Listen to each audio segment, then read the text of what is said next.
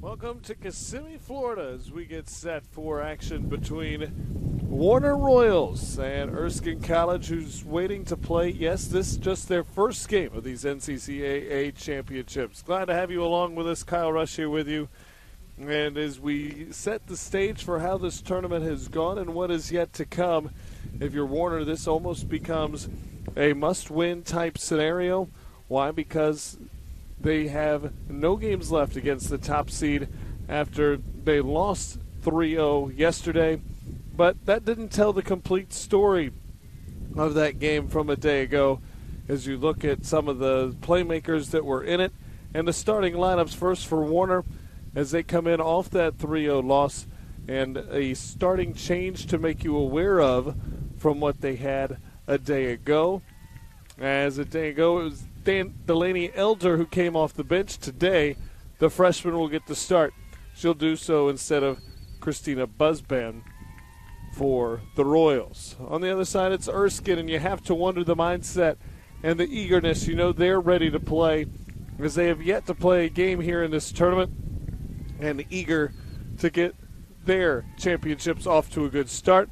They come in as the 4 seed. They take on Grace Christian, the top seed, tomorrow. They know a win here and a win there puts them in the title game on Saturday. So plenty to be decided as we roll on in these NCCAA championships. Glad to have you along board. And it should be a fun contest looking at both keepers in goal.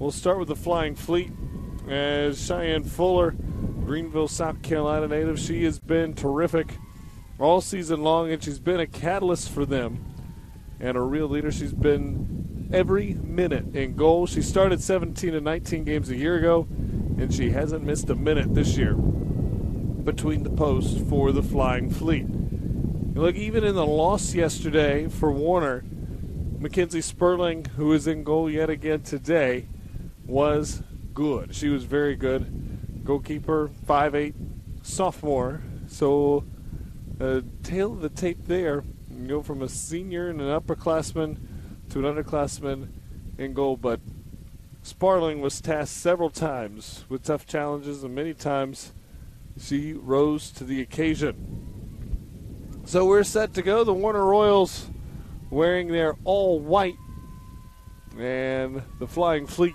in all black. So pretty easy uniform-wise to see who should be where.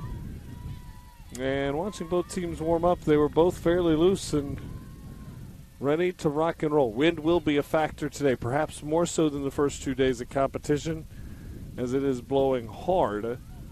From as you're looking to the opposite side of the field, it's blowing right toward those fans on the opposite side. So that will be something to monitor, and blowing to that side and maybe toward the goal on the left-hand side of your screen. So we will keep tabs on that and much more as we go throughout play today. Waiting for our whistle and ready to play. 45 minutes on the clock. It's the only game to be played today on the ladies' side. But it's a big one, almost an elimination type game if you're the Royals, and one to get your tournament started, but important nonetheless if you're the Flying Fleet. So both teams eager to get started, and possession battle for now. Long run, far side, looking for the early cross. Nothing there, at least not as of yet.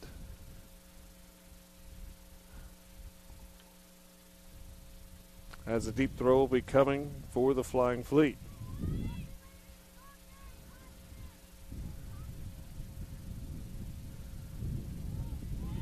Devin Cabral will be the one to take it, but it comes all the way back into the midfield.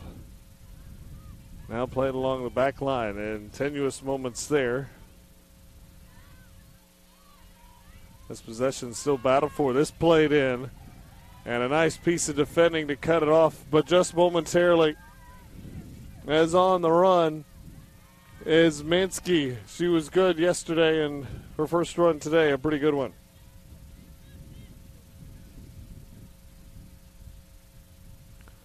And as a result, comes in and really will try to make a difference in that regard. Nice play there. Chiseled toward the front of the net by Ortiz. And the first test of the day passed by Cheyenne Fuller.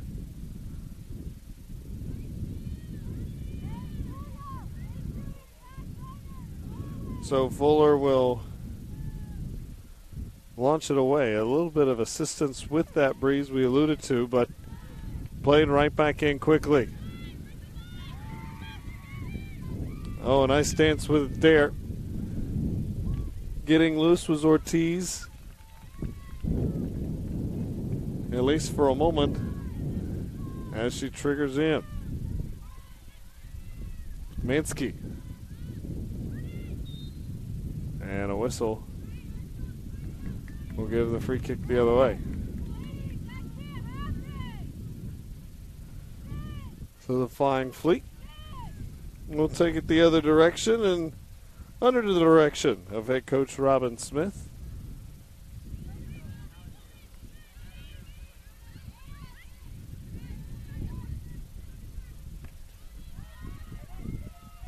As you look, Peyton Chitwood will lead. A nice shot in front of goal. The follow! Not quite. Fuller was there. Up to the task. Job well done. Has several good chances right in front of the net that time.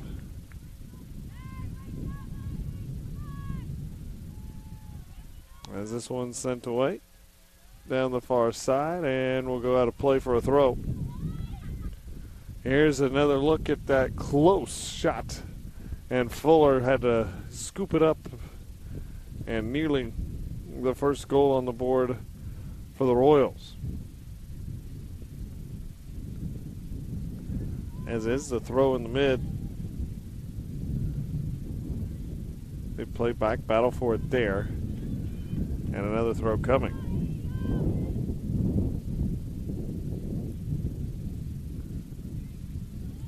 Maybe shifted a little bit, and Warner going more into the teeth of it. Erskine with the win, but they haven't played that to their advantage, at least not yet. Good through ball here, no one on the end of it. And back to the mid it comes. Now perhaps a chance. Played forward, Cobble is there. And Cobble made the push, but it'll be a throw for the Royals. Dances near side. Battle for possession there, and too much for Mansky. Warrants the whistle.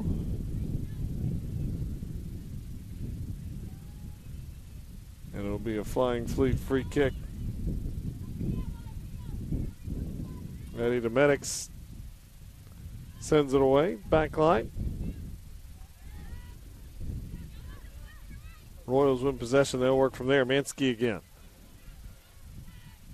Plays into the mid, but there's a turnover. Through ball could be dangerous here. Instead, they work it out wide. Long run. And the Royals able to get there. Oh, they were making a nice run. Was Jane Ashley Meredith.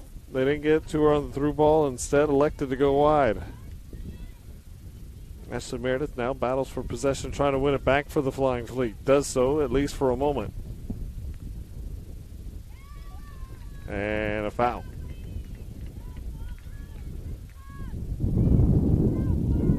So, test pass there for the Warner defense. First time they've really been tested, albeit very early in this contest so far.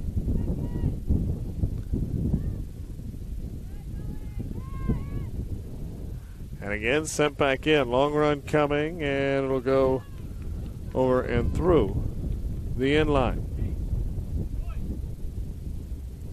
I want to remind you the NCCAA network is powered by SCORE International. SCORE specializes in short-term mission trips. Pair your passion with the opportunity to share the gospel both internationally and domestically by joining SCORE on a short-term mission trip. Visit scoreintl.org/NCCAA to learn more. Certainly a way to make an impact, and through the first 6 minutes and change,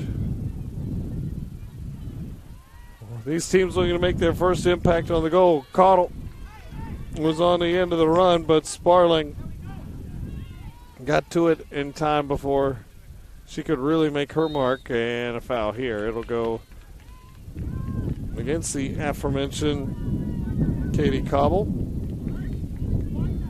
a senior out of Salisbury, North Carolina. And interesting story for the Flying Fleet. They were leading in the regional. They were leading Carolina 2-1 in the 66th minute, and the game got called on account of darkness. As someone turned off the lights, they couldn't get them back on, so both teams ended up with the invite to these NCCAA championships. Flipped long, dangerous ball here, defended well in the last moments. Threat not gone, no. They're being pressed on, looking to turn the corner. And now running out of there with a head of steam is Caudill, as she fires ahead to Ashley Meredith. Swings far side, looking to get the cross in there. There's some room to the back post, and just too far. That might be one instance where the wind played a bit of a factor as it helped push that ball toward the end line. And we'll see it here on goal kicks as well. Predominantly from the keeper in this case, from her right to left, but a little into as well, as it works its way to that far side of the field. Warner able to win it.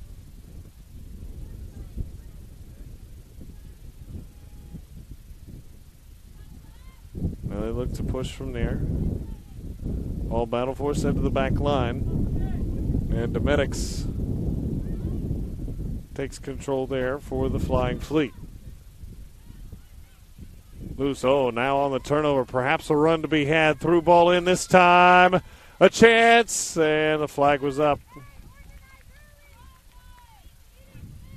It was fed through. Caudill was ready to make her run, but the flag was up and nullified what could have been perhaps the best chance so far.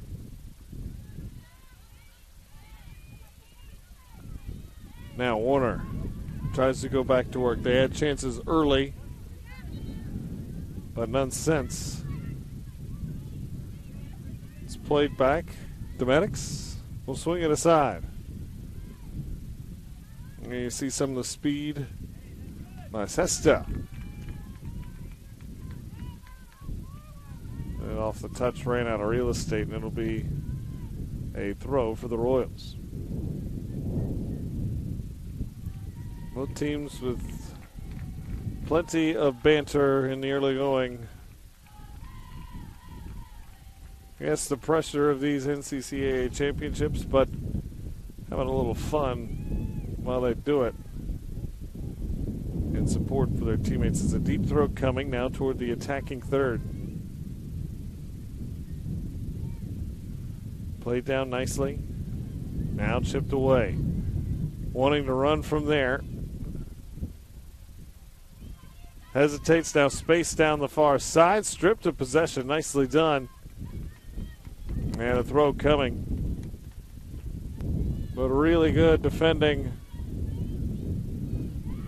as marking her every step of the way was Emma Marshall.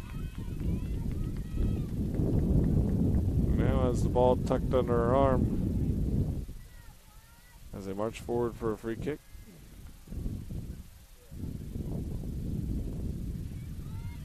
Marshall spins it toward the top of the box. Header there played nicely from Erskine.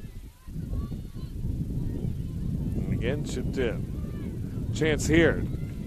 Numbers coming, and Fuller alertly recognized it.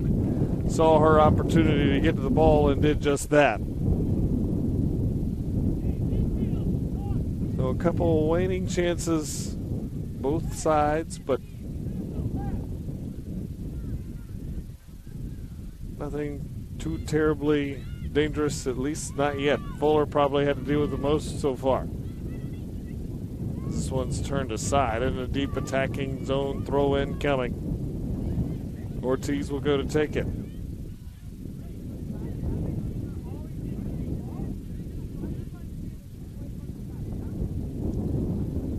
Ortiz dances it in, a fight for position there.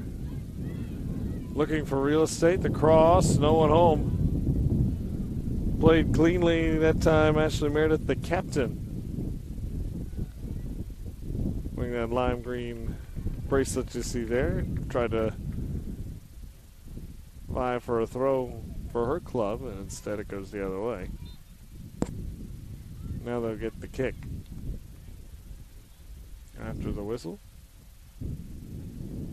Well, the free kick there is 32:45 remains here in the opening half. It's early.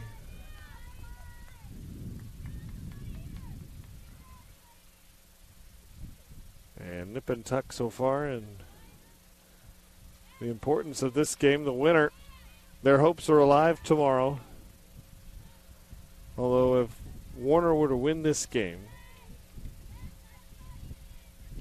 they would have to rely on some tie-breaking scenarios, goal differential, and that sort of thing tomorrow. And they would need Grace to then beat Erskine. Erskine, the recipe's simple. You win today, you win tomorrow. You'll play for a championship on Saturday.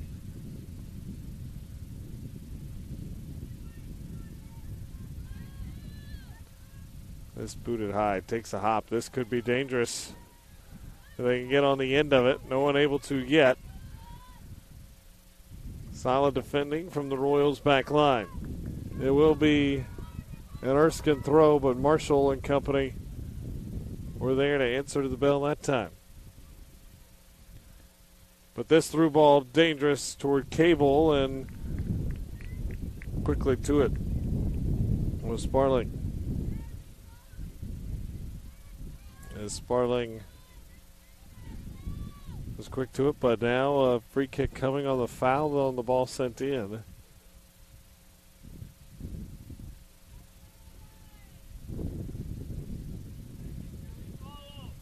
So it appears Ashley Meredith, she'll be the one to take here. Chips it in. Cobble got a touch, loose in front for just a moment before Sparling able to safely secure it. Tenuous for a moment, charging in, waiting for a potential rebound chance. Had it presented itself was Grace Attaway. Oh, nice dance here. And foul coming will go Warner. Doesn't look like a throw may come, but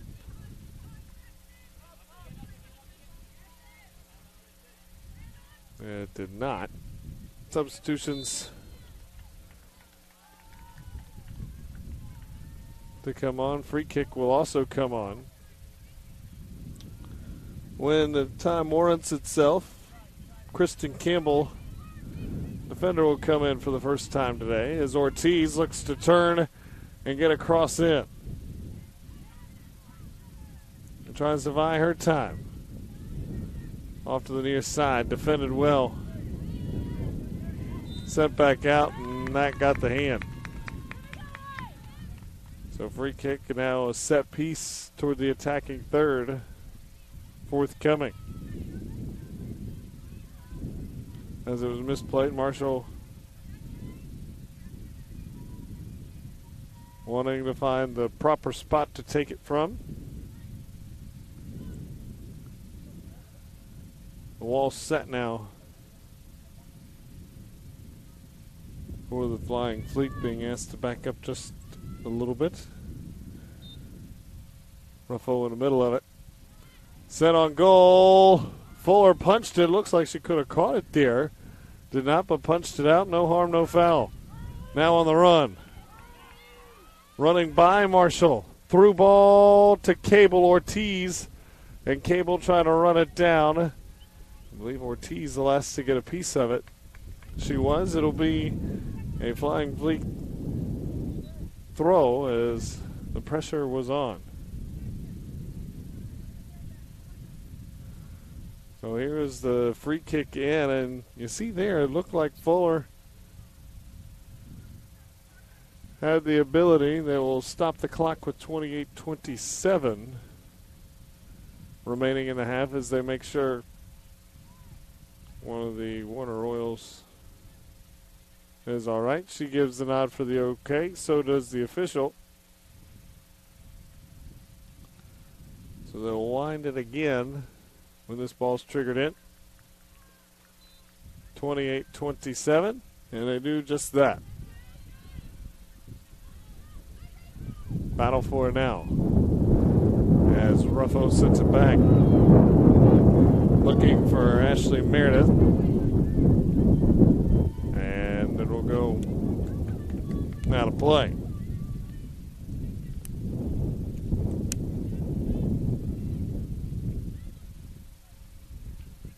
Another throw sent in and excused promptly right back out by Taylor Boyd, who was also quite good yesterday in the performance for Warner on the back line. As this popped with a wind, could be a little more dangerous than normal, but had too much on it and pops wide. And those balls chipped in the air, certainly worth noting, paying attention to, especially to the right side of that goal on the left.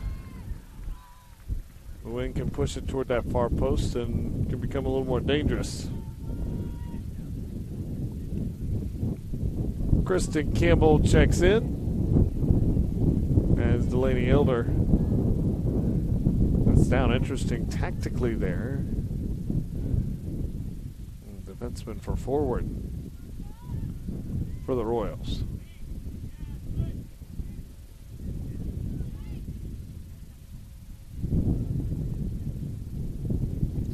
This could be a reason why, as Cobble has wreaked havoc in the early going. Nice turn, looking to get it clear. Job well done on the back line. Beg your pardon, the sub was Campbell for Elder, so it's defenseman for defenseman. So tactfully nothing changed, but Campbell was at the ready. Flags down this time, but ball's delivered too far. So Sperling has had to be on her feet. The through balls have been pretty good. Just haven't quite been able to get on the end. Cables look dangerous, though. They try to get it to her again, and they'll now have to choose so on a corner as Marshall excuses it out of play. Brittany Gardner tried to feed it in. And Gardner, a lot of experience leading and one of the leaders of the midfield for the Flying Fleet. Try to get a feed in there. And Ashley Meredith talking with Cable. And Cable will take the kick. Over to the far post. Got something on it, but it's wide across the face of goal.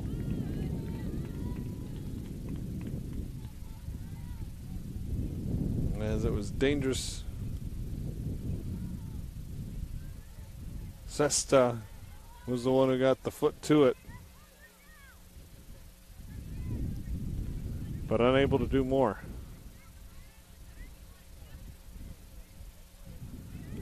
There you see that experience and Garner in the midfield. Launches it back, Cable. Garner very light on her feet, changes directions really well. This one chiseled in again toward the penalty area. This one up to the task is Sparling, as she had to go between two members of the Erskine front line and did just that to snare it away. As early it was The Flying Fleet keeper and Fuller, who was under duress lately. It's been Sparling. She may be again here. Cable with the left foot is wide.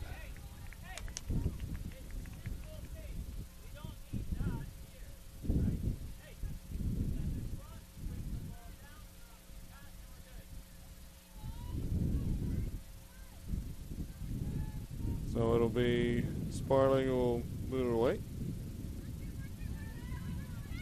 And Peyton Chitwood orchestrating things on the sideline, asking for control and better passing. They get the turnover here. I got the touch but couldn't keep it in play. Couldn't quite turn it enough. Good play initially by Rachel DeWeet.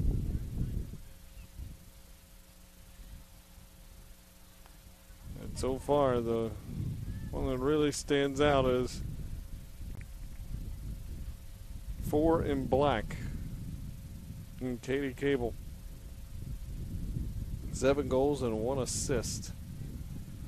Already she scored twice against Bob Jones in the season opener.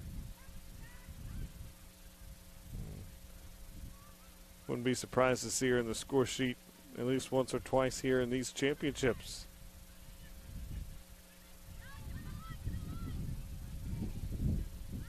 Played middle, pass not strong enough. Now possession goes back and forth. Now perhaps a chance for the Royals as they send them forward. Ball sent in. Far side, good run here. What can they get on the end of it? Oh, they've gotten perfection. Run and look for a cross there was done. Fuller, irate she didn't have more help. And the finish got by her. It's 1-0.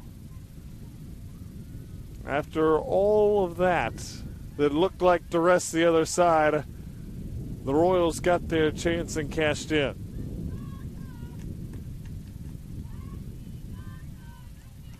And just like that, it's 1-0.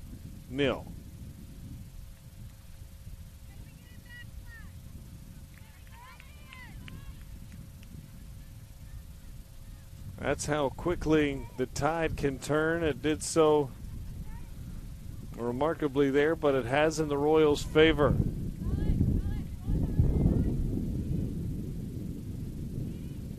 Lexi Garcia, the one to finish it off. The assist came from Boyd.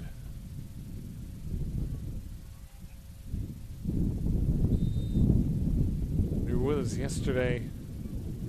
It was a quiet day for Garcia. Not so here. It takes her a little over 20 minutes to find the score sheet. She's and her Royals have struck first.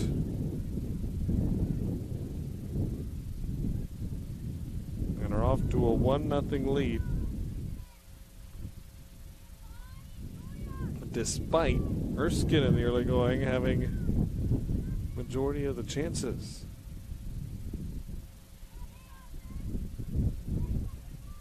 Perhaps it's quantity over quality, and a couple really good ones have come from the Warner Royals, including Garcia,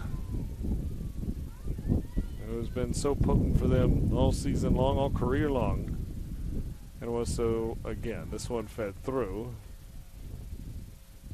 and a corner coming. This will be the third corner already for the Flying Fleet. And again, it'll be the captain, Devin Gabriel, who will take it. She's been quite good in her own right. 4 goals, a pair of assists.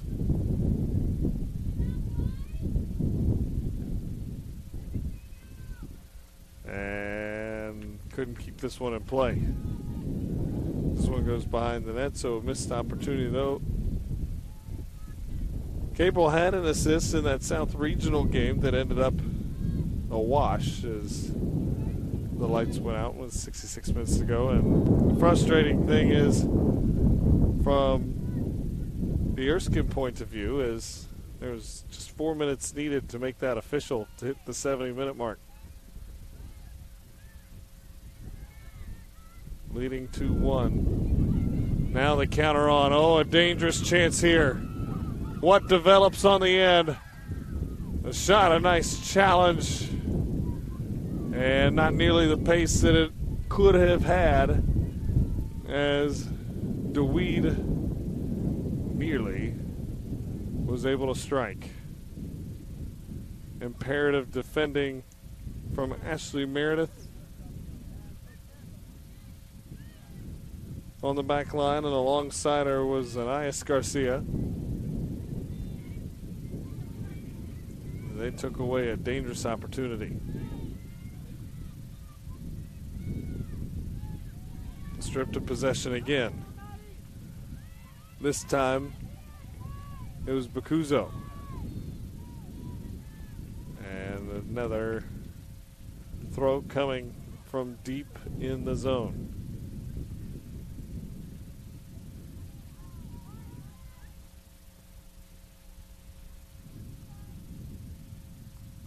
The Lady Royals keep the pressure on here. Sent back out, but out of play. Another throw coming. So the clear not had, at least not yet.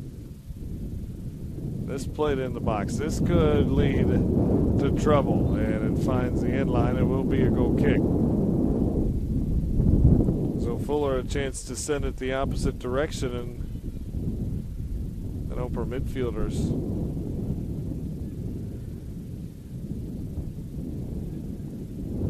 get possession and maybe send another chance for Cobble, who's been the intended target many a times for in black, but hadn't quite been able to get on the end of it. Mullen trying to start the run here, and she wins the throw.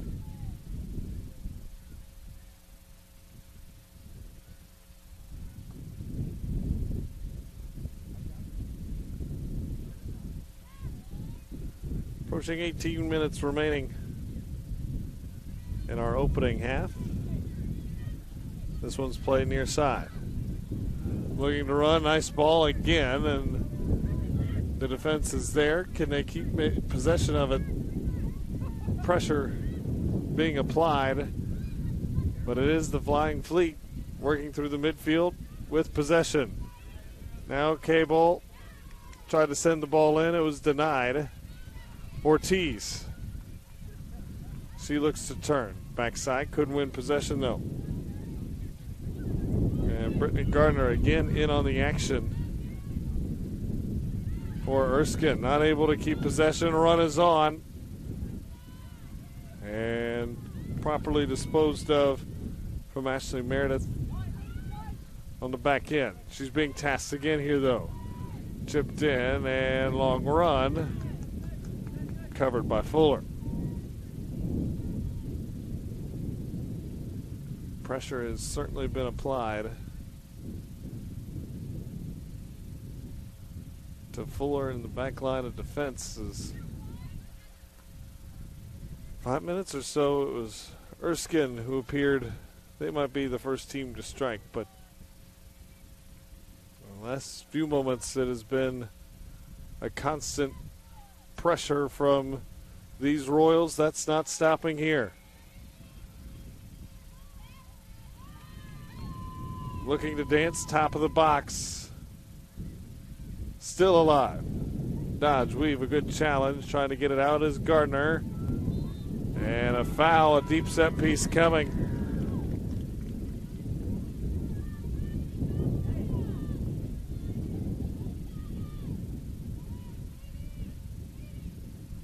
Garcia putting the pressure on. Got two nearby to take this. Do the Royals.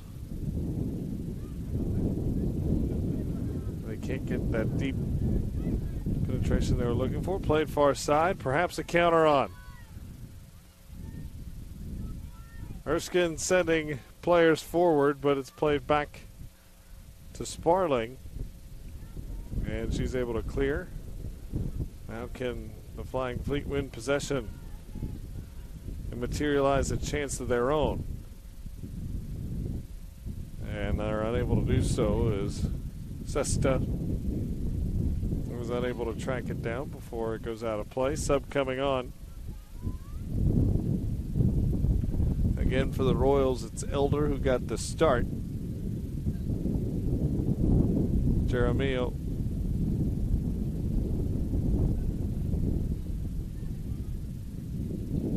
checks in and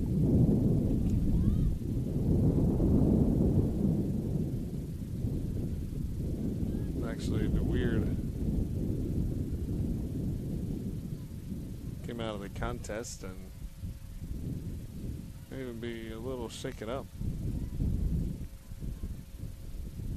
So they tend to her, make sure she's all right.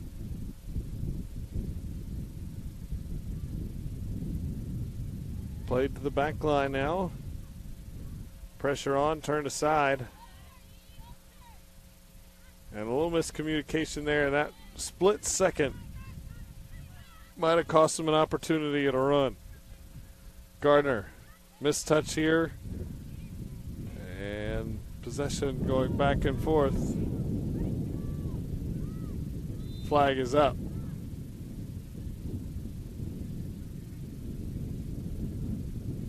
So offsides is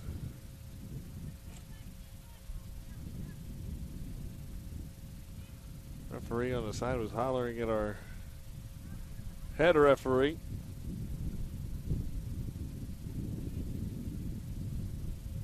Saying that they were offsides, but took a moment and eventually they saw it.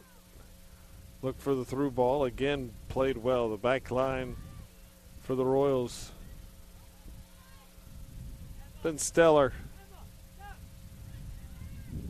Now wanting to send more forward. Pressure on and cleared by Cindy Eaker.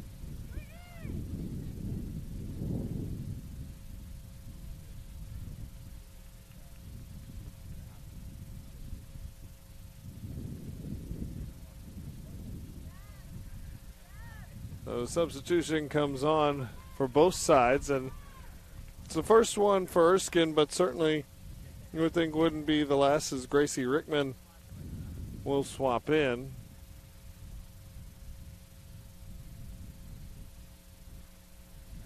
It'll be the captain and Cabral who will step out, at least for the moment.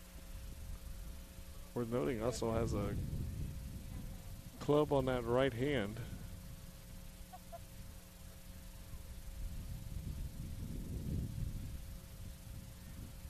But appears to be no worse for the wear. Has played with it and trying to lead her team to a potential national championship berth. Near 12 minutes to go. Played out wide, Ortiz. And then played out of play. It'll be a throw coming. Pressure still on from the Royals as they've applied it much of the half. As again, they'll get another throw. Ortiz trots down to do just that and examines things. Now triggers. Gardner first to it. And eventually it's cleared. Now trying to go on a counter. Ball's too wide though. And immediately chip back in. Dangerous run here. And trying to shield it to Fuller, and Fuller excuses it out. Garcia was under the gun that time. As Warner again applied the pressure, it was Campbell who was pressing forward. Now looking to turn, looking for real estate on a cross. Gardner didn't allow it, and a corner coming. Surprisingly, despite all the possession they have had here, this is just the first corner to come for the Royals.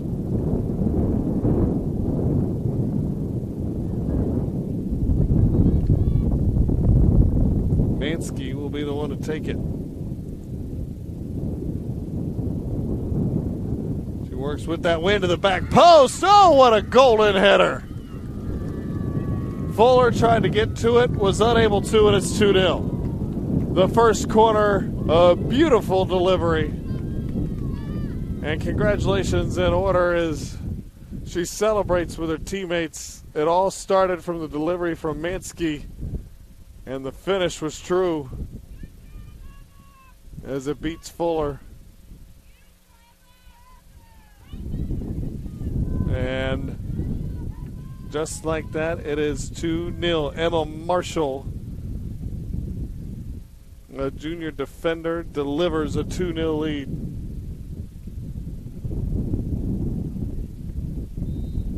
We mentioned with first sub from Rickman, they sub a lot, does Coach Smith.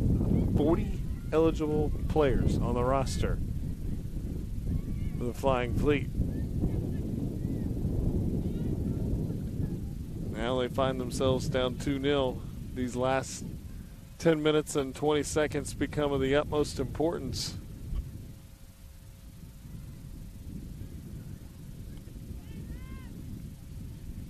Mainly because you got to try to get one before the intermission. Certainly can ill afford a third. It's exactly what the Royals are trying to push for. Fuller again had to come off her line. Nicely chased down by Sesta. So to have any hope of Saturday, Warner needs to win this one and then wait and see. They would then need Erskine to win tomorrow.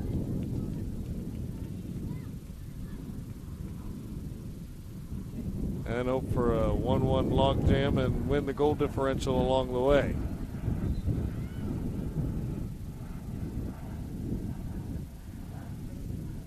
But the Royals knew as they'll stop the clock with 9 minutes or so. 9-10. It's a quick sub on, sub off. As Aeneas Garcia came off 9:08. The time on the clock.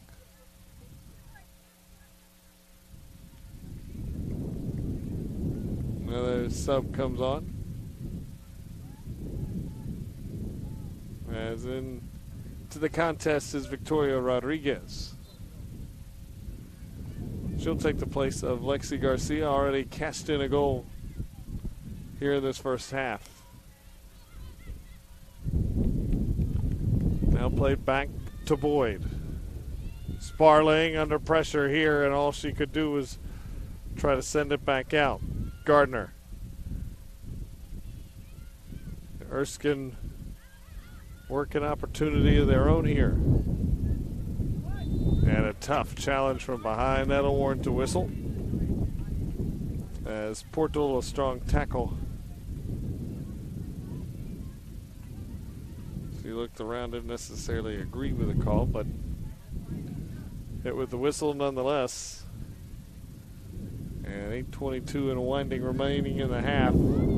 As this one gets over the head, misplayed by the wind. We knew it would play a factor, but that direction have been surprising as it went over their heads. Causes brief moments of tension before Fuller is able to pounce on top of it.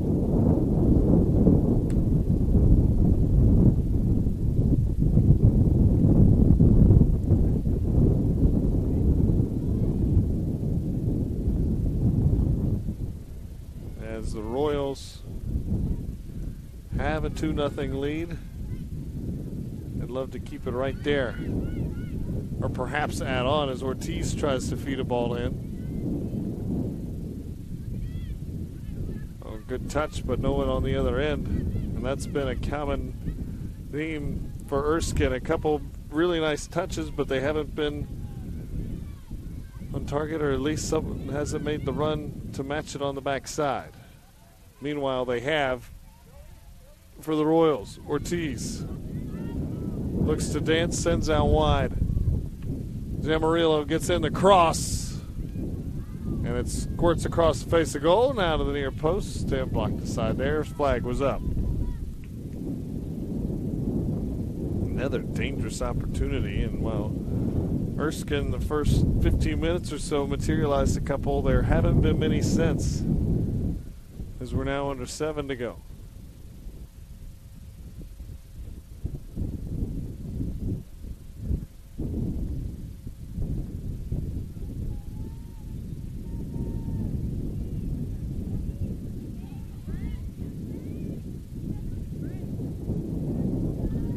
And 4 new members come on. This is part of what Coach Smith normally does, nothing too out of the ordinary.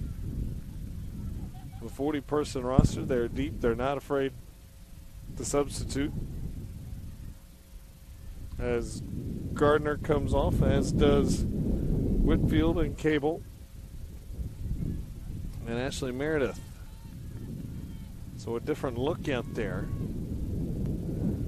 Erskine, the last 6 minutes, can they maybe create magic and finish the half with a fury?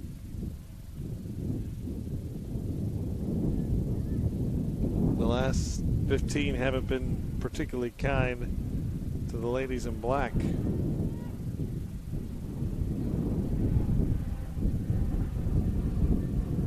But if you're a fan of the Royals, you have to love what you've seen. This one played in, back line, punches it back to the top. Spins high above. Now played forward, press on again. One of those newly inserted defensive backs, and Aguilar was there to turn it aside. Now she gets it near side, looking to turn something on the attack.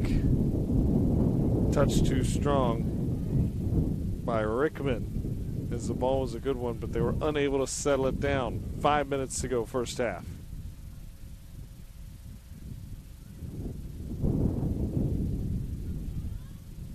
Stands far side. Room to be had there. Tried to weave it through.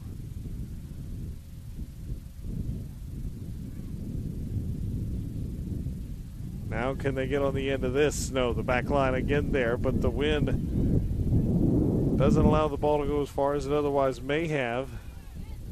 And a battle for it, trying to win possession. 3 flying fleet, same spot. They do get it. Can't get anyone on the end of the other ball. Heard both teams in the warm-up talking about keeping the ball on the ground with the wind here today, and we've seen that certainly from the Royals as this one is played out the back.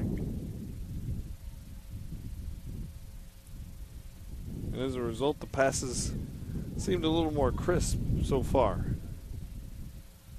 for Warner.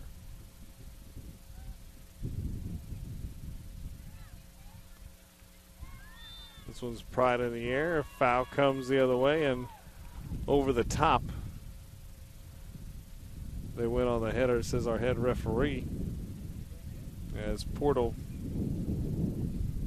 leaped over the back trying to get to the ball.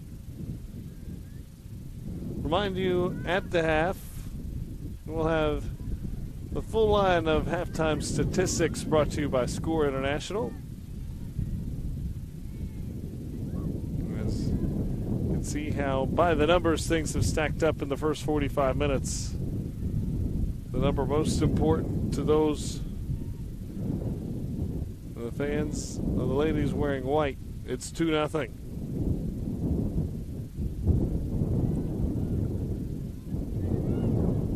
Garcia and Marshall, the 2 goal scorers. Marshall on the corner, one on the counter from Garcia.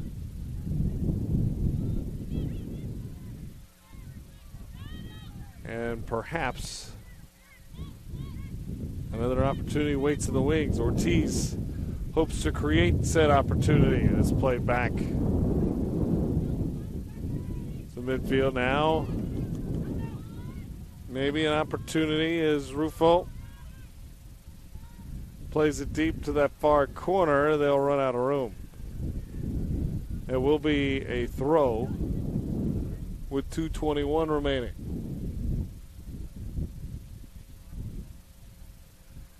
And now the key, can Erskine maybe keep it on this end?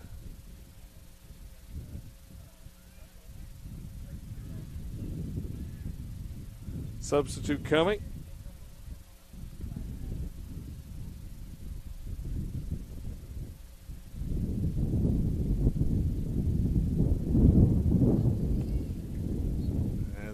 clock will wind. Ortiz won't check out, but it's been a job well done so far.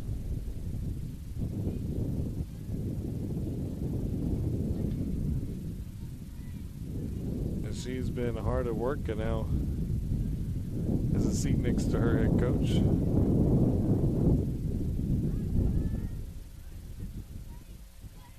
All smiles, but a set piece could prove dangerous after this whistle. Trying to get some momentum into the locker room. A strong finish here on the set piece would do just that.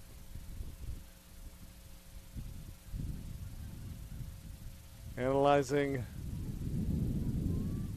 their chances. There's the strike and the delivery. Tried to go by herself. Did Domenics, and it sailed wide.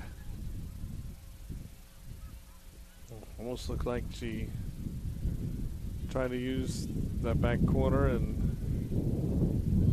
the breeze maybe to help push it in, but was well off the mark in the final 35 seconds. We'll tick. Sparling's been good again in goal as she was against Grace earlier. And the tournament's top seed. This one spins out of play. Quickly wanting to try for a last second opportunity here in the half was Erskine. But possession right now very much in the balance, as Aguilar was quick to trigger it in, and the final whistle sounds. The clock has hit 0, but they play on. So the referee looking at his watch, and now with the clock at 0, they will confer with each other. And that is the end of the half. So the buzzer on the clock never went, and they were having such a good time playing, they kept on. But that does bring us to the end of the half. Well, they played 45 minutes, 20 seconds. But hey, who's counting? Fun first half that sees Warner leading 2-0. Garcia Marshall on the right end of goal-scoring opportunities. The Score International stats and much more comes your way next on the NCCAA Network.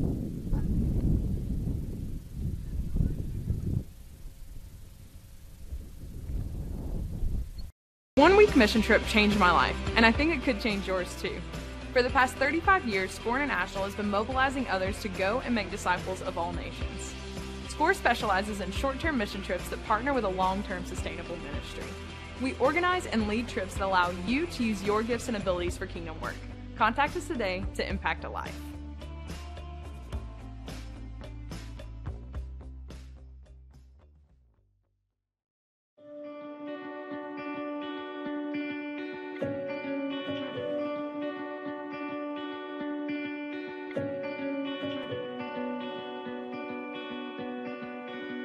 The NCCAA mission states, we serve members by setting association standards, developing communications resources, providing regional and national competition, and partnering in outreach to our communities and the world. Bylaws, eligibility, statistics, and championships are all part of being an athletic association. Our services help propel intercollegiate athletics on and off campus. We intentionally place our student athletes and coaches in Christian service projects during championship events to answer the question, what would Christ do in these communities?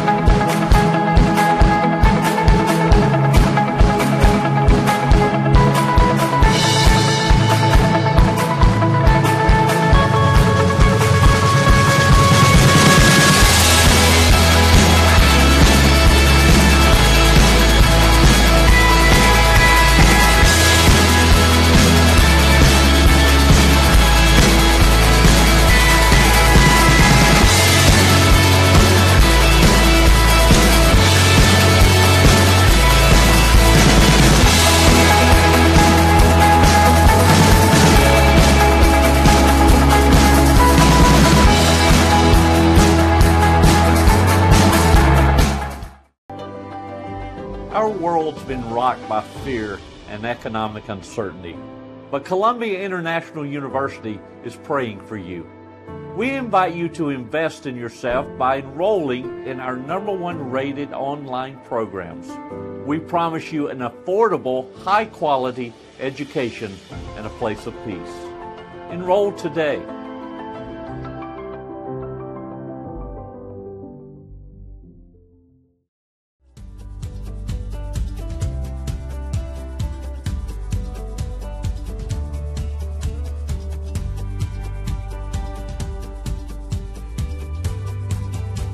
The NCCAA mission states, "We are committed to equipping student athletes and coaches to make a positive impact for Christ." Equipping student athletes and coaches involves the creation and distribution of tools and resources needed for a particular purpose. We promote outreach and ministry for the enhancement of athletic competition with a Christian perspective. One tool is Game Plan for Life, a character initiative to promote the biblical characteristics of love, integrity, faith, and excellence. Equipping student athletes with a game plan will remain with them throughout their entire lives.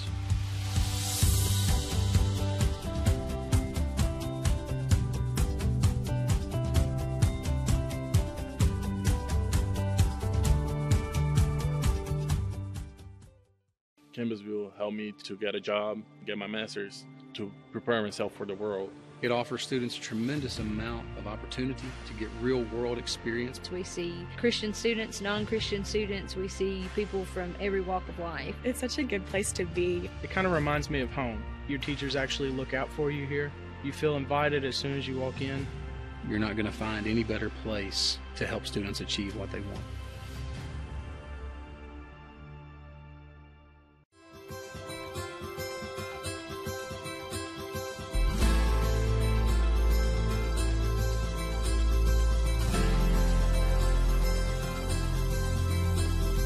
The NCCAA mission states, "We are an association of Christ-centered collegiate institutions whose mission is to use athletic competition as an integral component of education, evangelism, and encouragement."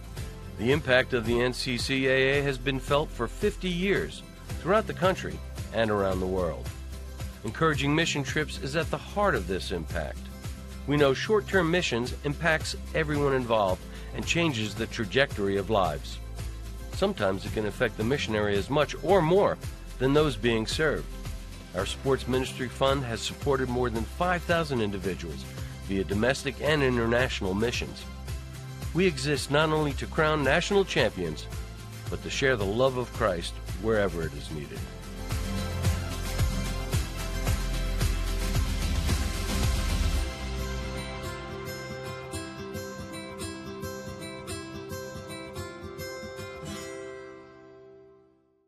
A one-week mission trip changed my life, and I think it could change yours too. For the past 35 years, SCORE International has been mobilizing others to go and make disciples of all nations.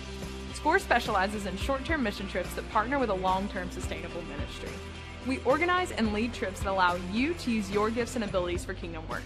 Contact us today to impact a life.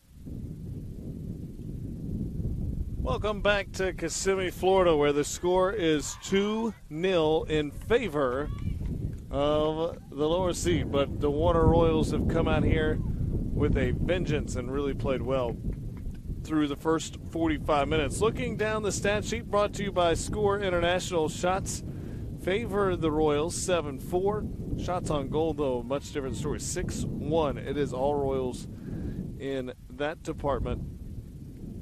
And we got a chance to hear a little bit from each coach during the intermission, the focus handling the bouncing ball, or lack thereof, that they did in the first half. Then it was a point of focus coming in, did Coach Smith, but I didn't feel like her team did what they had been working on coming in the opening 45 minutes. Told her team the good news is we got 45 minutes left, and if you're Warner, to keep your title hopes alive, you got to hold the results you got on the scoreboard, and that is a win. And the win column is reset of things. Warner lost the tournament's top seed 3-0. So the importance there, goal differential comes into play. When you talk tie-breaking scenarios, but you got to win this one. Then they would need Erskine to win tomorrow. They would become really big fans of the Flying Fleet. And then they would need things to break their way in goal differential. Other than that, the formula is simple. With Grace, it is simple. Watch these teams do battle today and beat Erskine tomorrow, and they'll play for a championship.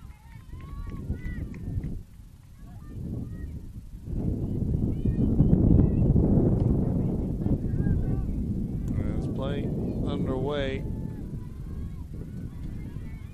as Gardner tries to get to it, unable to, but is fouled, so we'll keep it here. Game tomorrow will decide Pool B between Dallas Baptist and Campbellsville.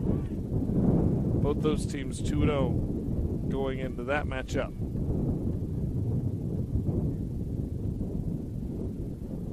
So the field dwindling down to our contenders for Saturday, if you will. Gardner dances out wide, pass towards the mid, no one there. And a challenge from behind trying to get there, but in position and beautifully played by the Royal defense.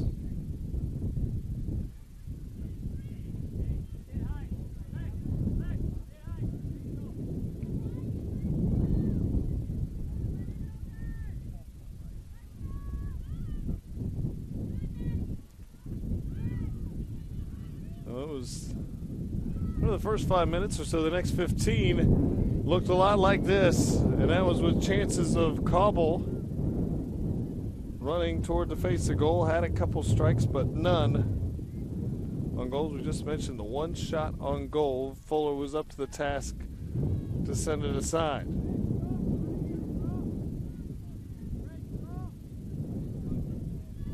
Well, when you would think would favor Warner more.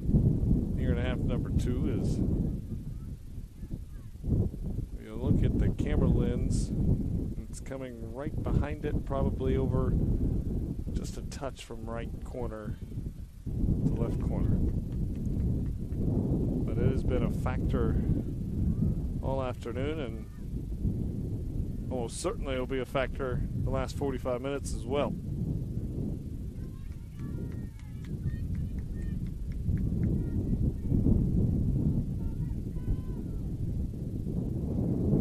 Battle for possession being had over there on the far side, but it's gone back and forth. It will be a throw. Cabral, so good in the midfield, and their leader in the midfield able to win it for the Flying Fleet as they try to send forward to Gardner. And a throw coming for Warner. As Gardner's touch a little too strong, was under constant pressure Olivia Slayton was delivering it. This time throw will be reversed. Garner triggers in.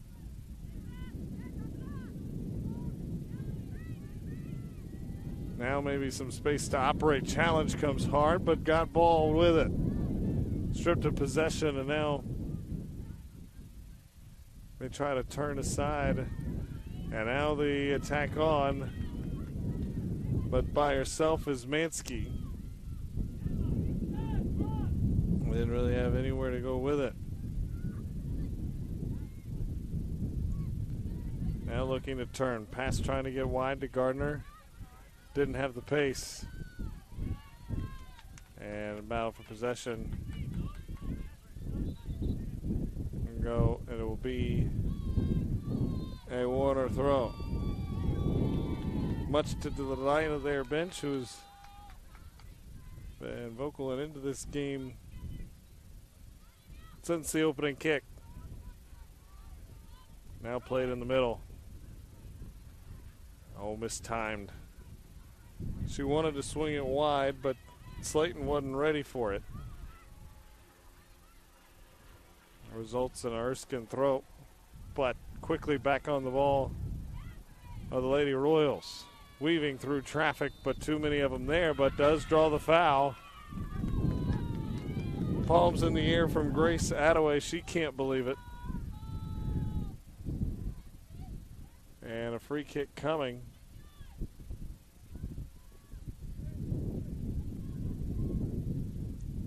Drawdy will be the one to take it.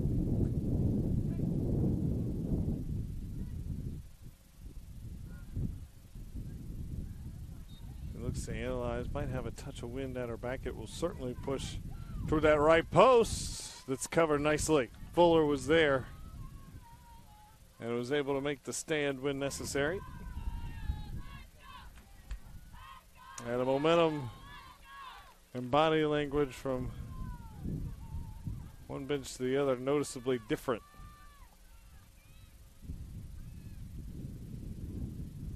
Through the first 5 minutes of this second half.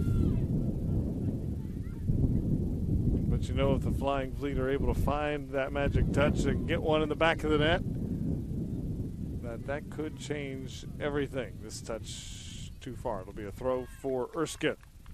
Reminder, the NCCAA network is powered by SCORE International. SCORE specializes in short-term mission trips. Pair your passion with the opportunity to share the gospel both internationally and domestically by joining SCORE on a short-term mission trip. Visit scoreintl/NCCAA to find out more.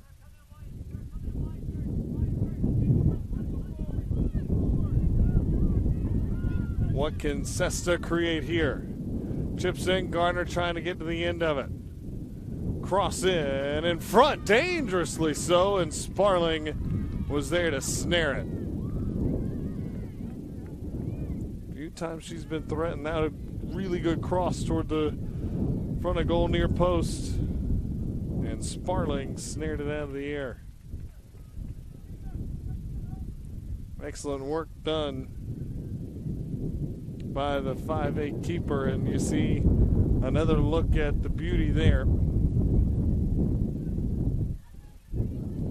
As Erskine now back to work through ball, this time right up the pipe. Sparling again on a slide goes to get it and thwarts the opportunity.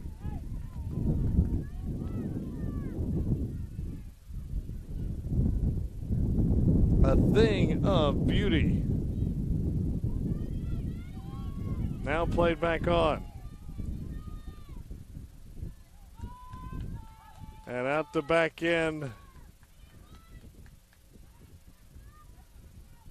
And the brief moments of pressure, some of the best looking chances the Flying Fleet have had in this contest.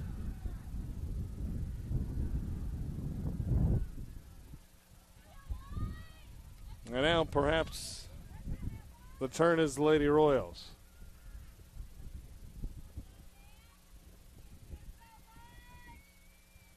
Had one corner in half number one. It resulted in a goal. Marshall delivered the header.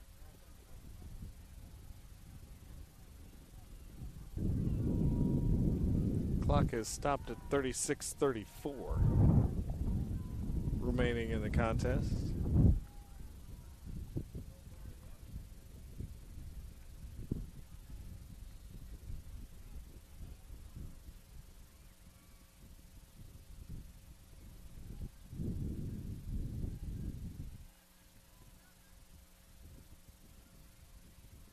And before we do, I believe the player maybe some blood here, so that has to be taken care of. It's Mansky.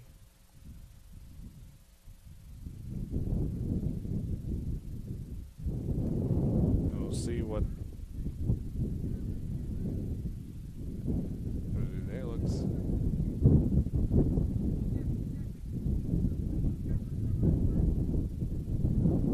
Something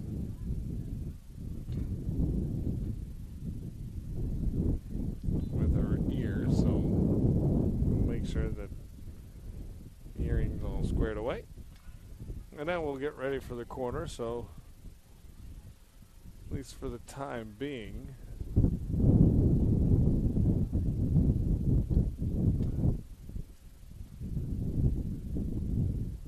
there'll be a man down. Corner to be taken here. Didn't have enough on it, right into the teeth of that wind, and it might have sprung a counter. Nice job by the back line, able to thwart the opportunity, at least slow it down. Gardner has it at her feet, tries to flip over to the far side, but unable to get it to cobble. And Erskine throw coming, along with a pair of substitutions.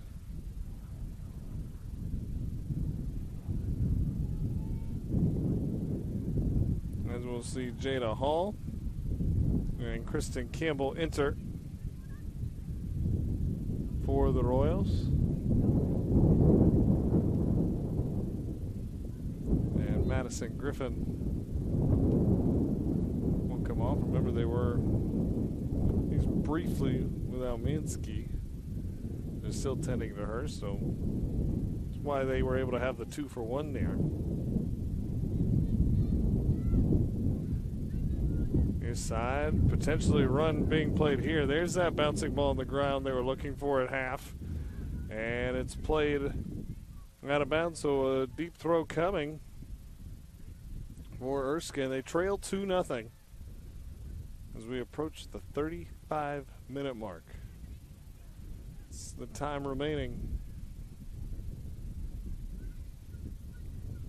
for the 4-seed Flying Fleet to try to draw even. A chance here, perhaps. Hit wide. And a bite of the shirt collar as she never got on that. What she wanted, did Ruffo.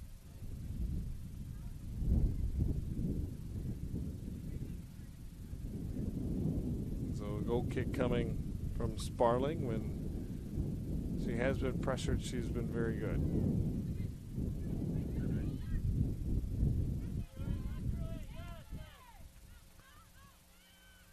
Headed back down Warner's way.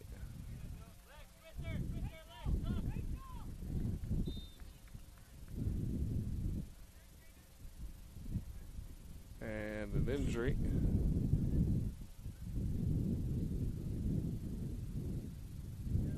So they had to get the head official's attention.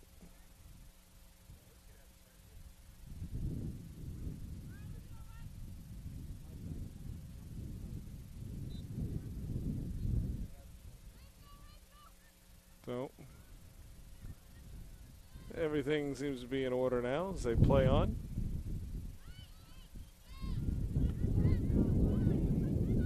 The trainer was asked for. Couldn't see exactly the problem spot, though. Kyle Rush here with you here at these NCCAA Championships. Glad to have you along for the ride on side.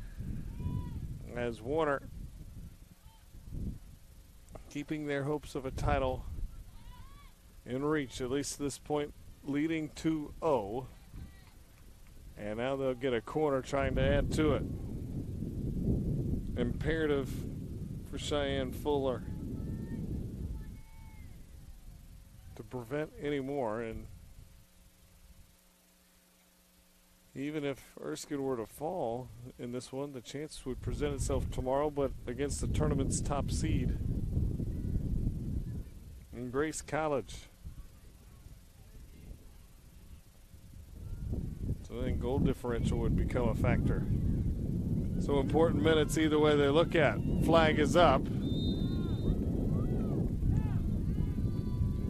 Well, we got a foul called one way, offside called the other.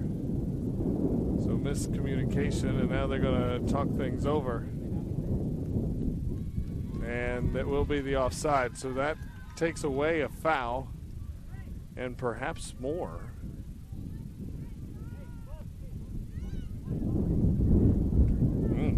Big sequence there. The flag was up early. The head referee just didn't see it right away, as it spoiled the run from Cobble and then the tackle that came thereafter.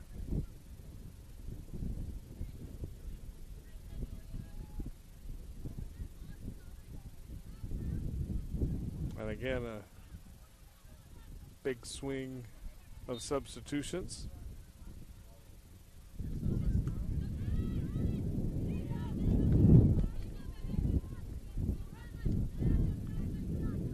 Time for the Flying Fleet. And they have made them on occasion. And Coach Smith, that's nothing new. It's something she's done throughout with this roster that goes 40 players deep. The ability to keep everybody fresh.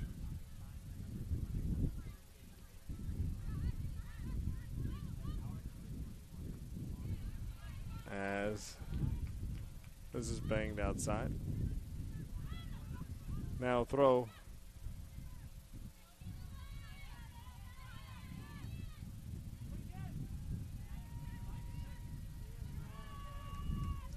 Warner with possession now. Looking to push forward is Ortiz. Lost possession. They haven't had the dominance of possession that we saw in half number one, at least not yet. And they didn't in the first part of the first half either. It was really from middle third on that they dominated that category. Long run here. It was a counter that started it all. And now it'll be a throw deep toward the attacking third, where they can try to spark a chance. Oh, nice piece of work there. Rufo tries to feed in, does. Through ball is there. And the flag was up.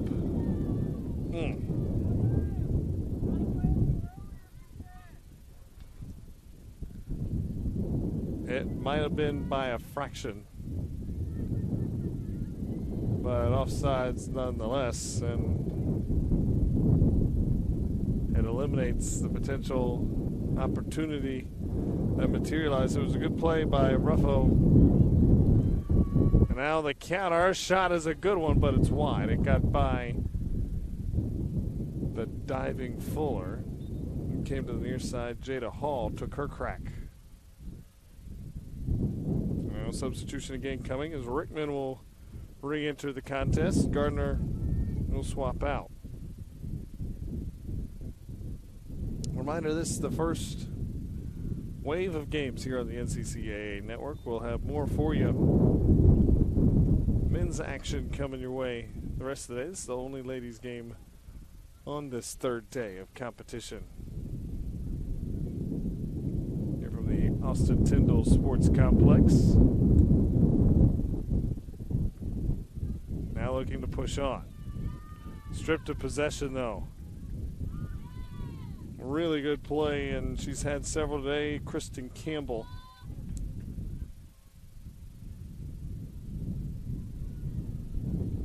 As Mansky is final words of instruction as she gets set to go back in.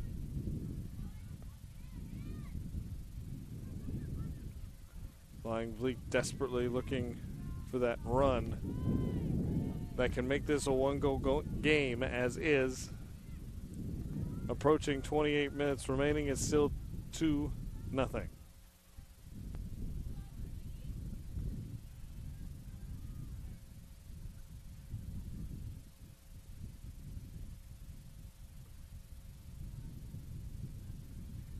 Looking to flip now does. And quickly excused. Nice job from the back line by Cobble, I believe, was the one getting a foot on it. And a foul here. It'll go Erskine's way.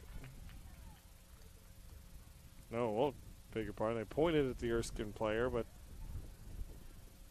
the referee didn't point in the proper direction. So, set piece here that could provide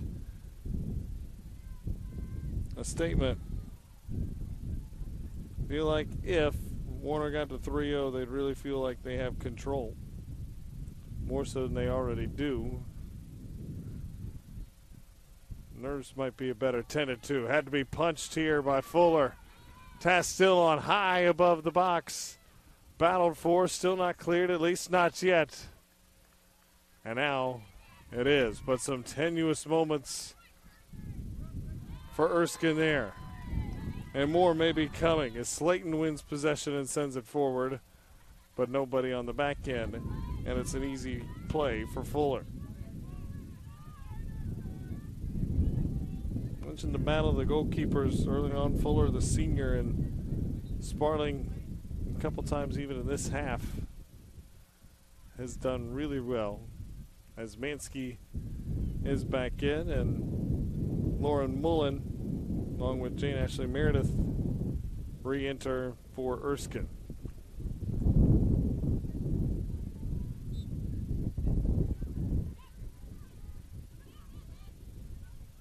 Throw on a touch there. Trying to tightrope down the sideline. There's no room to do that. It'll be Erskine throw. Looking to finagle it behind, unable to do so. Now on the run, Mansky just back in the game. Can she deliver a strike? And tried to feed it in to Hall, unable to do so. Now, can they go on a counter run here? Has to hesitate for a moment. Looks for help, finds some. As they try to time up the run, far side. Still in play here, though. Cobble try to get it into the penalty area. Now it's to Sparling, and she'll take care of it from there.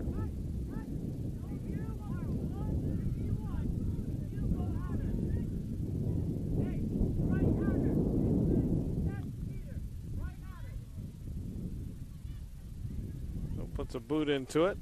Play for it right in the middle of the pitch, and a whistle. We'll give a free kick coming. And we'll go in favor of Warner.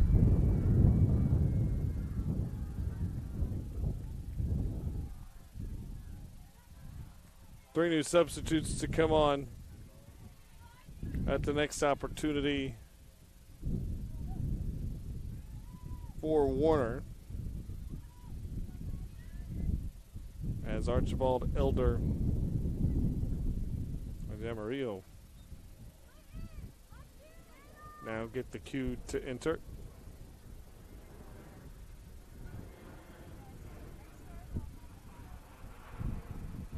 And Gardner will re-enter for Erskine.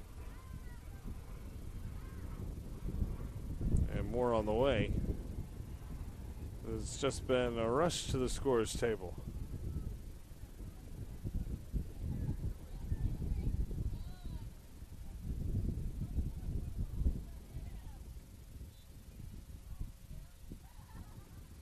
And they don't let the last one cross, but when the time comes, Kaylee Whitfield also be a part of the action as a goal kick will come here. As Whitfield is in, Rufo will check out. Freshman from Miami, Florida, and what a bright future she has. And she's been a big part of that front line, not only in this game this afternoon, but all season long. Now played back, chance perhaps developing. Mistouched briefly, but Mansky keeps it in play. And Murillo was hit in traffic, and now Erskine tries to get out of dodge. Ortiz, a nice play on the ball. As the wave of the Flying Fleet continues. Newly inserted in the game was Whitfield. She tried to push that last run, touch too strong, and able to keep it in play for the Royals was 19 in white and Elder. She got the start today, wasn't originally slated there, but they made the change. She's made the most of those minutes.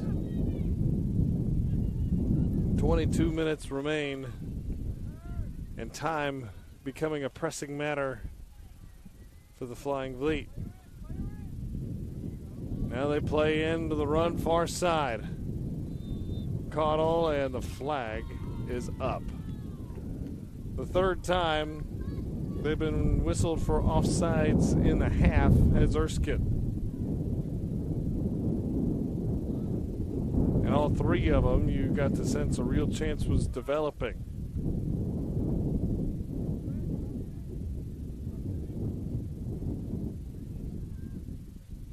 And with under 21 and a half to go,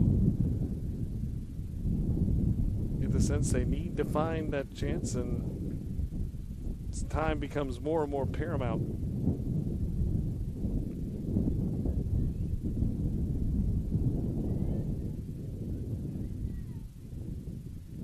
There's a bump played all the way back. As Sparling tried to play it on, but unable to clear. And now Boyd does just that, but does so for a throw. So it's been a much better effort possession-wise for the Flying Fleet.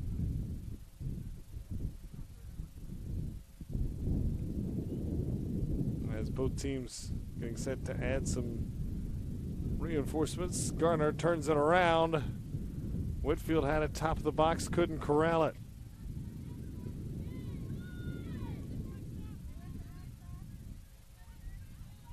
Still not cleared yet. Getting ready to be sent back in. Portal tries to turn the corner. Plays it toward the corner. Now maybe trying to win one. A battle going on there. Fighting for possession was Whitfield. And the tackle a little too advantageous, as it'll be a kick coming for the Royals, as Erskine trying everything they can, desperately trying to create that chance to crack the score sheet, and you get the sense perhaps they ride the wave of momentum from there. But they got to find the first one. Chip back in, now sent across. Ortiz battling with Cobble. Now Cobble potentially can get a run here. Touch into the top of the box for Whitfield. And sent out, but the kick coming. No, it'll be a throw. And subs will march on. Erskine will put in Tyson and Aguilar.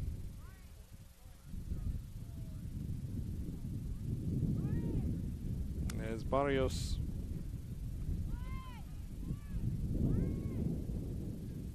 will step out, as will Whitfield, as she created a few chances, and now Another substitution being sent in. Valdez. She checks in. Mullen checks out. Valdez, a junior midfielder from San Antonio, Texas.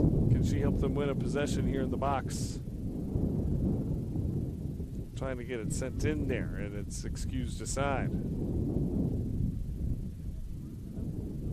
18:05 and running remains. Looking for an opening, weaving in and out of trouble is Sesta, but can't find that elusive opening. It'll be another throw, though. Just trying to find that one magical chance. Cross here. Sparling to come off her line just a moment, but the defense was there yet again. This one bouncing into the box, and Sparling will take care of it. She doesn't leave that one up to her defense, as alertly went right to work to make the play. As the time before was defended well by Elder. And then second one in, a high bouncing ball. Sparling reached her mitts up and took care of the rest.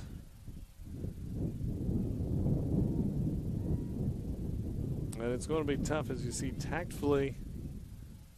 Warner not pressing forward as much. They have 5 on the back end.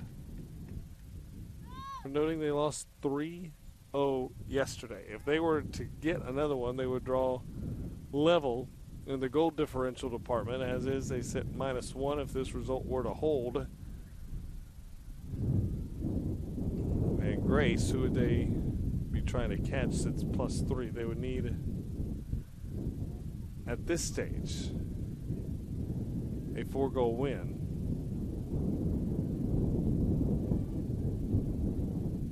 By Erskine. Then Erskine would be +2.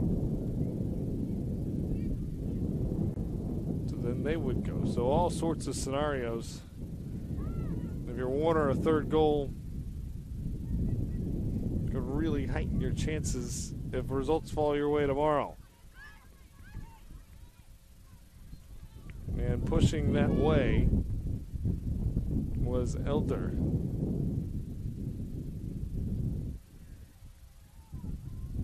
And certainly if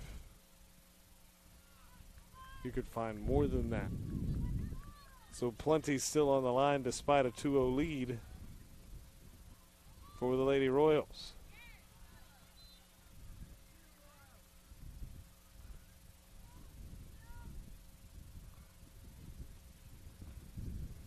Erskine who will win the free kick here.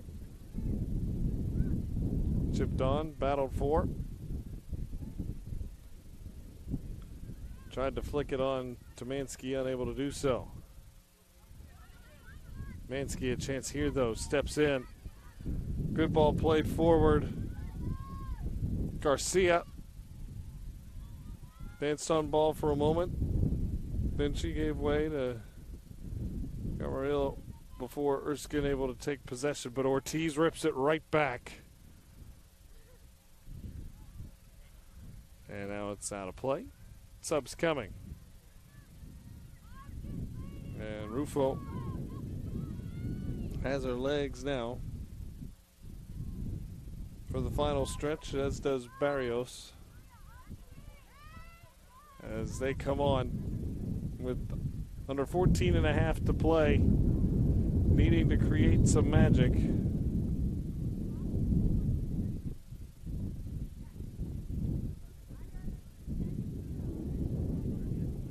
Aguilar and Portel, the ones who swap out.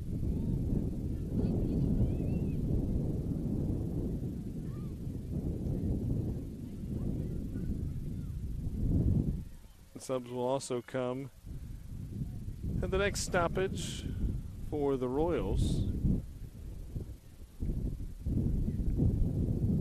as we'll get our first look today of Blessing Zim. She made some key contributions a day ago. Carol Moran also will come in for the first time. That at the Next allowance, of course. As possession back and forth in the midfield. And booted on, but not going to stay in play.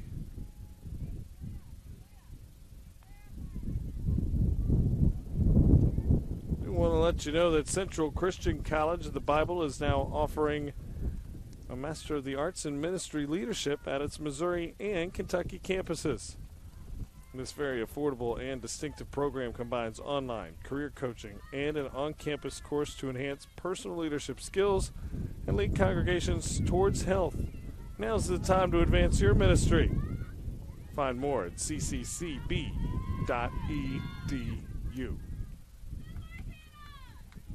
We have another throw coming for the Royals as they look to continue to press on. Like I said, even though leading 2-0 a third could go a long way in helping their chances. In the case Erskine were to win, it would come to goal differential. In the tie-breaking scenarios to try to dance their way into the championship. Now on the run, Boyd on the turnover. Flips the ball in.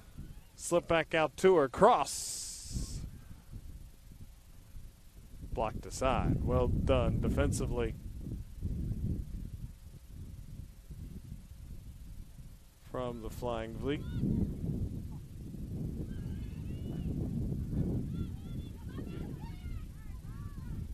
Mansky. Cross. A dangerous one.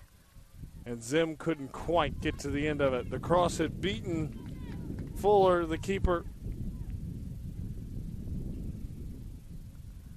And Garcia getting set to check back in.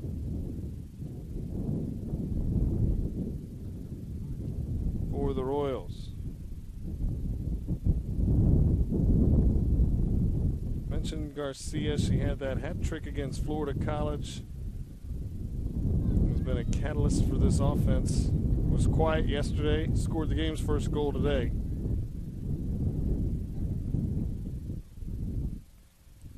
Our coach Chitwood Garner will come in for Erskine at the next whistle. And despite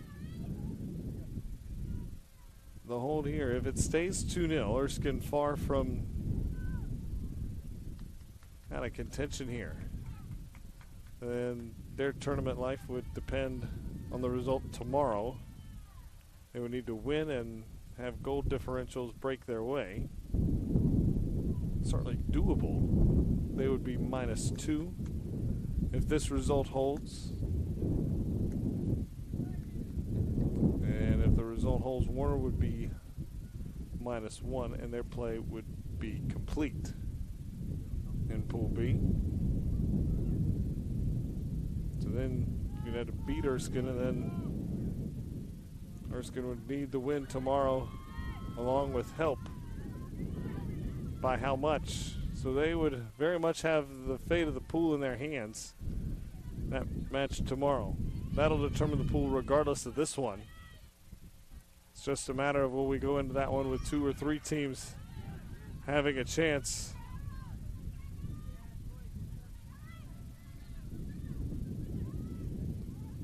So plenty at stake. Ball sent on, looking to try to find the back as she couldn't quite get to it, could Ruffo.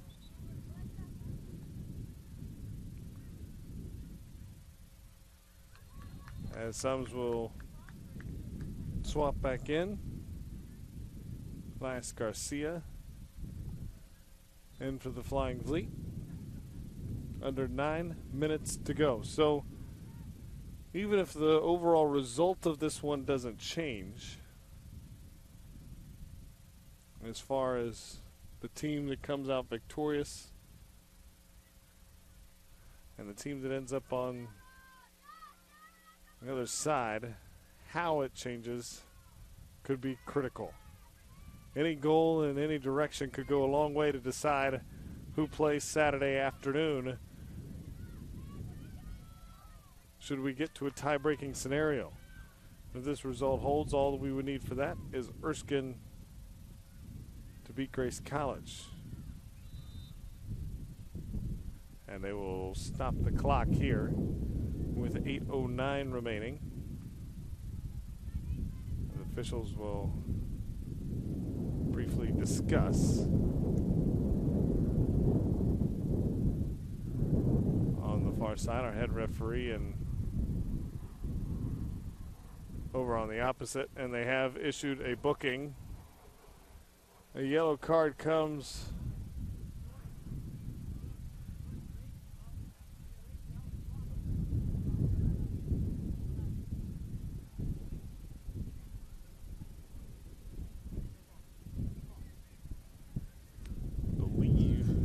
see who they call it. It wasn't quite clear from our vantage point.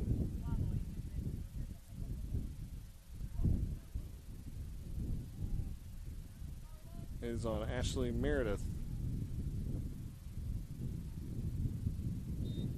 the guilty party.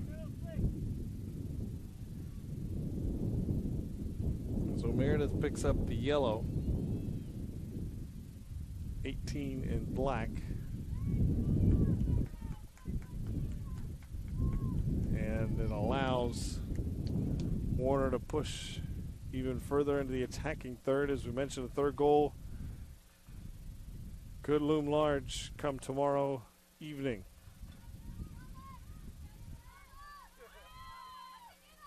Punch forward, and right there to clean things up is Fuller.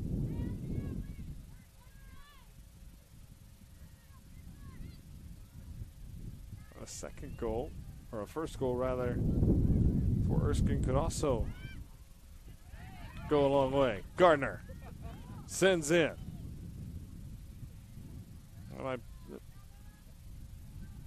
No one could get on the end of it. Comes all the way back out to mid.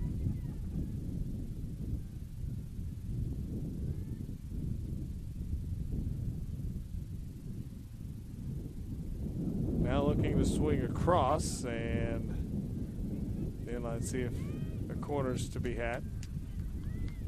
Subs are. Portal back in for the Flying Fleet, as Garcia will swap out.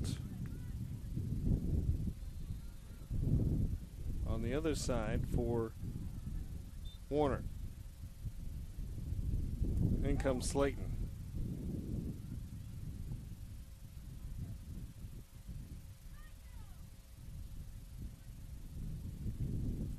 Slayton tries to send it forward, unable to shake free of a sturdy line for the Flying Fleet there.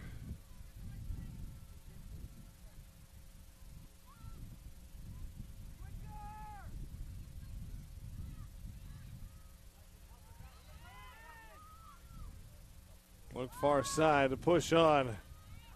Will this be the chance that they find the end of one? Caudill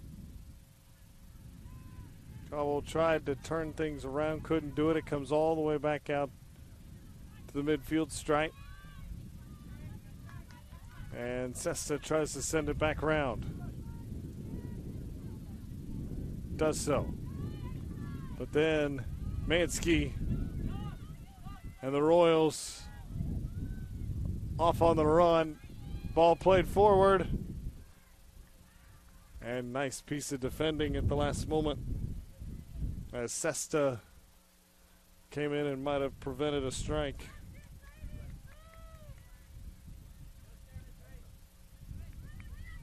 As Slayton made her run. Now run right down Broadway.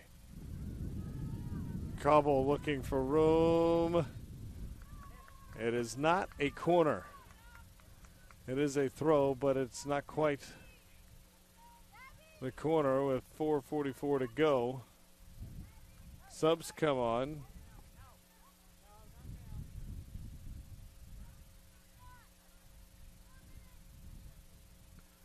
4.5 remain. The push will have to come in earnest for Erskine if they try to draw level.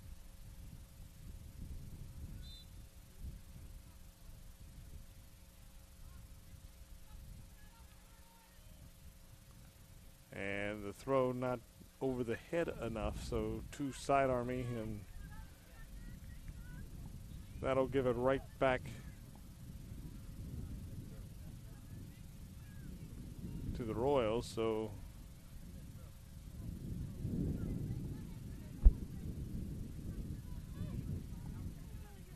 throw to come, and now they'll change who throws.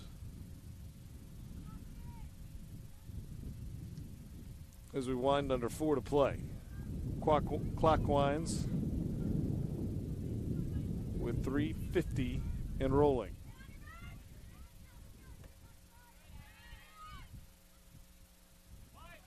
Zim on a chance, and Mansky a step or two offsides. Blessing Zim sent it.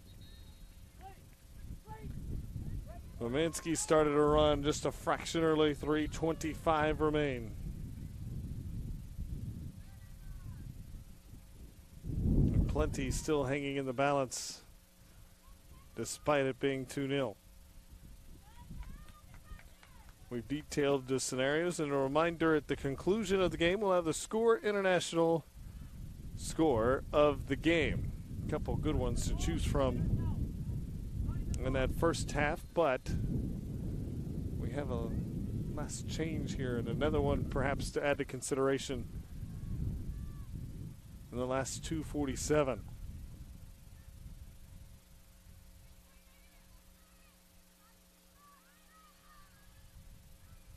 Mansky turns things around now. Can they push enough forward? It's out of play. It will be a throw in with under 2.5 to play.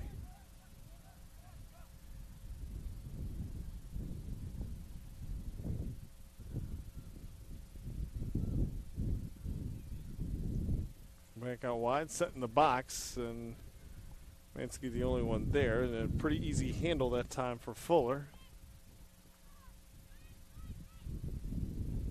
Interesting dynamic this, because despite win-loss result, both teams mathematically alive going to tomorrow.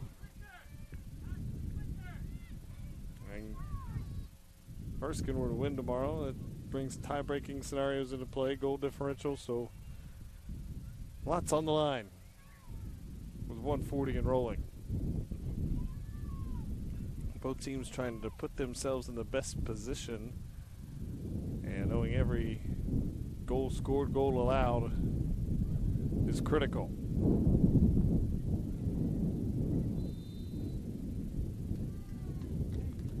And a Erskine foul will end the chances. They started to press toward the attacking third. We approach 70 seconds now remaining.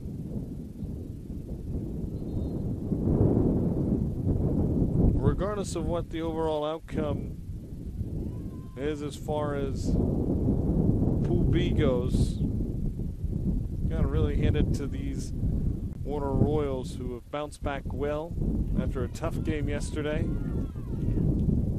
They're going to come away the victors in this one as the final 40 seconds tick away. Looking to find the score sheet, though, are the Flying Fleet. And long run, and the keeper was first to it. Sparling, when she's been tasked to make a play, has been splendid.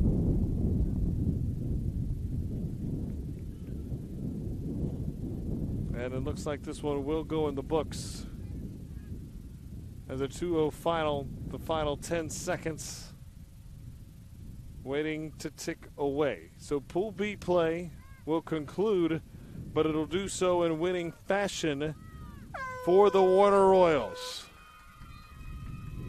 It concludes a 2-0 win as they race onto the field to celebrate. As both goals coming in the first half. Garcia the first, Marshall the second. And it's a 2-0 win. So their goal differential will sit at -1. That is how they will conclude play in Pool B. Erskine, while the tough loss all is not lost. Here's the score of the game, brought to you by Score International. And we'll give it to the beauty of a header as Marshall, the one who cashed it in from a beautiful ball from the corner. Emma Marshall scoring our goal of the game. The final score, 2-0 in favor of Warner as the 6th seed comes and bounces back off their defeat yesterday. So that'll do it for us and our entire crew. I'm Kyle Rush saying so long, where Warner concludes pool play with a win 2-0. To watch this entire game on demand, as well as other games from the NCCAA National Championships, visit the nccaa.org/network or download the NCCAA Network app on your TV streaming device. Thanks for watching the NCCAA Network. More soccer action straight ahead with Game 2 at the top of the hour.